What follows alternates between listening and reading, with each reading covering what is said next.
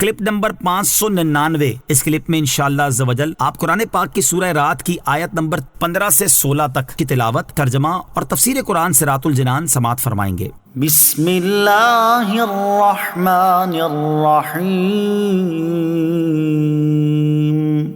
اللہ کے نام سے شروع جو نہایت مہربان رحمت والا ہے۔ وَلِلَّهِ يَسْجُدُ مَن فِي السَّمَاوَاتِ وَالْأَرْضِ طَوْعًا وَكَرْهًا وَظِلَالُهُم بِالْغُدُوِّ وَالْآصَالِ۔ ترجمہ، اور جو آسمانوں اور زمین میں ہے سب خوشی سے خواہ مجبور ہو کر اللہ ہی کو سجدہ کرتے ہیں، اور ان کے سائے ہر صبح و شام۔ وَلِلَّهِ يَسْجُدُ، اللہ ہی کو سجدہ کرتے ہیں، یعنی آسمانوں میں جتنے فرشتے ہیں اور زمین میں جتنے اہل ایمان ہیں سب خوشی سے، جبکہ کافر و منافق شدت اور تنگی کی حالت میں مجبور ہو کر اللہ تعالیٰ ہی کو سجدہ کرتے ہیں۔ اور سجدے کرنے کا ایک معنی یہاں یہ ہے کہ وہ حکم الہی کے سامنے بے بس ہیں، اور اللہ عز و جل جیسے چاہے ان میں تصرف فرماتا ہے، اور سب اللہ تعالیٰ کے قانون فطرت کے پابند ہیں۔ تنبیہ، اس آیت کو پڑھنے اور سننے سے سجدہ واجب ہو جاتا ہے۔ سجدہ تلاوت سے متعلق مسائل کی تفصیلی معلومات کے لیے بہار شریعت حصہ 4 سے سجدہ تلاوت کا بیان مطالعہ فرمائیں۔ وَظِلَالُهُمْ بِالْغُدُوِّ وَالْآصَالِ، اور ان کے سائے ہر صبح و شام۔ سایوں کے سجدہ کرنے سے بھی یہی مراد ہے کہ ان کے سائے بھی اول تا آخر اللہ تعالیٰ کے حکم کے پابند ہے، جتنا وہ چاہتا ہے بڑھا دیتا ہے اور جتنا چاہتا ہے گھٹا دیتا ہے۔ سائے تو سارا دن ہی ہوتے ہیں، لیکن آیت میں صبح اور شام کا بطور خاص اس لیے ذکر فرمایا گیا کہ ان دو اوقات میں سایوں کا چھوٹا یا بڑا ہونا واضح طور پر نظر آتا ہے۔ قُلْ مَن رَّبُّ السَّمَاوَاتِ وَالْأَرْضِ قُلِ اللَّهُ قُلْ أَفَاتَّخَذْتُم مِّن دُونِهِ أَوْلِيَاءَ لَا يَمْلِكُونَ لِأَنفُسِهِمْ نَفْعًا وَلَا ضَرًّا قُلْ هَلْ يَسْتَوِي الْأَعْمَى وَالْبَصِيرُ أَمْ هَلْ تَسْتَوِي الظُّلُمَاتُ وَالنُّورُ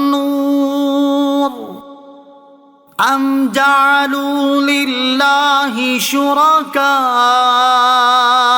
خَلَقُوا كَخَلْقِهِ فَتَشَابَهَ الْخَلْقُ عَلَيْهِمْ قُلِ اللَّهُ خَالِقُ كُلِّ شَيْءٍ وَهُوَ الْوَاحِدُ الْقَهَّارُ۔ ترجمہ، تم فرماؤ آسمانوں اور زمین کا رب کون ہے؟ تم خود ہی فرما دو، اللہ۔ تم فرماؤ تو اے لوگوں، کیا تم نے اس کے سوا مددگار بنا رکھے ہیں جو اپنے لیے نفع اور نقصان کے مالک نہیں ہیں؟ تم فرماؤ کیا اندھا اور آنکھ والا برابر ہو جائیں گے، یا کیا اندھیرے اور روشنی برابر ہو جائیں گے؟ یا کیا انہوں نے اللہ کے لیے ایسے شریک ٹھہرا لیے ہیں جنہوں نے اللہ کی تخلیق کی طرح کچھ پیدا کیا ہو؟ تو ان کافروں کو پیدا کرنے کا معاملہ ایک جیسا لگا ہو۔ تم فرماؤ اللہ ہر شے کا خالق ہے اور وہ اکیلا سب پر غالب ہے۔ قل، تم فرماؤ، یعنی اے حبیب صلی اللہ تعالی علیہ وسلم، آپ ان مشرکین سے فرمائیں جو بتوں کی عبادت کرتے ہیں کہ زمین و آسمان کا مالک کون ہے، ان کے معاملات کی تدبیر کون فرماتا ہے، اور ان دونوں کو پیدا کرنے والا کون ہے؟ اور اگر وہ جواب نہ دیں تو آپ خود ہی فرما دیں کہ زمین و آسمان کا رب اللہ تعالیٰ ہے، کیونکہ اس سوال کا اس کے سوا اور کوئی جواب ہی نہیں۔ اور مشرکین بھی غیر اللہ کی عبادت کرنے کے باوجود اس بات کا اقرار کرتے ہیں کہ آسمان و زمین کا خالق اللہ تعالیٰ ہے۔ جب یہ امر مسلم ہے تو اے حبیب علیہ الصلوۃ والسلام، آپ مشرکین سے فرما دیں، کیا تم نے زمین و آسمان کے رب کے سوا بتوں کو مددگار بنا رکھا ہے؟ حالانکہ وہ بت اپنے لیے نفع اور نقصان کے مالک نہیں ہیں۔ جب ان کی بے قدرتی اور بیچارگی کا یہ عالم ہے تو وہ دوسرے کو کیا نفع و نقصان پہنچا سکتے ہیں؟ ایسوں کو معبود بنانا اور اس کے بالمقابل خالق، رازق، قوی اور قادر کو چھوڑ دینا انتہا درجے کی گمراہی ہے۔ قل هل يستوي الاعمى والبصير، تم فرماؤ کیا اندھا اور آنکھ والا برابر ہو جائیں گے؟ آیت کے اس حصے میں اللہ تعالیٰ نے بتوں کو پوجنے والے مشرکین اور اللہ تعالیٰ کی عبادت کرنے والے مومنین کی ایک مثال بیان فرمائی۔ چنانچہ ارشاد فرمایا کہ اے حبیب صلی اللہ تعالیٰ علیہ وسلم، آپ فرما دیں کیا اندھا اور آنکھ والا برابر ہو سکتے ہیں، یا اندھیرے اور روشنی برابر ہو جائیں گے؟ تو جس طرح اندھا اور آنکھ والا برابر نہیں ہو سکتے، اسی طرح کافر اور مومن بھی برابر نہیں ہو سکتے، اور جس طرح اندھیرے اور روشنی برابر نہیں ہو سکتے، اسی طرح کفر و شرک اور ایمان بھی برابر نہیں ہو سکتے۔ کافر کو اندھے جیسا اس لیے فرمایا گیا ہے کہ اندھا انسان درست راستے پر نہیں چلتا، اسی طرح کافر بھی سیدھے راستے پر نہیں چلتا۔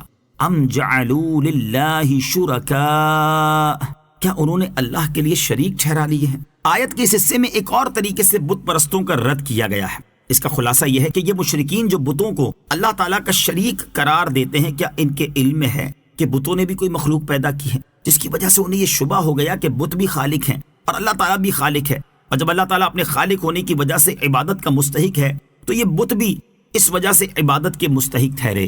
بلکہ حقیقت یہ ہے کہ مشرکین یہ بات اچھی طرح جانتے ہیں کہ بتوں نے کسی بھی چیز کو پیدا نہیں کیا، تو جب حق بات یہی ہے تو مشرکین کا بتوں کو عبادت میں اللہ تعالیٰ کا شریک ٹھہرانا جہالت کے سوا اور کیا ہو سکتا ہے؟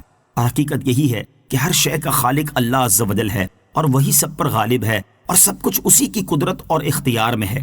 دنیا اور آخرت میں جو کچھ کسی کے پاس ہے یا ہوگا وہ سب اللہ عز و جل کے دینے سے ہے اور ہوگا، جیسے فرشتوں کی عظیم قوتیں، انبیاء علیہ الصلوۃ والسلام اور اولیاء کرام رحمہم اللہ تعالیٰ کی عظیم طاقتیں، معجزات و کرامات، اور یوں ہی دنیا میں لوگوں کی بادشاہتیں، ملکیتیں، حکومتیں وغیرہ سب اللہ عز و جل کے دینے سے ہیں۔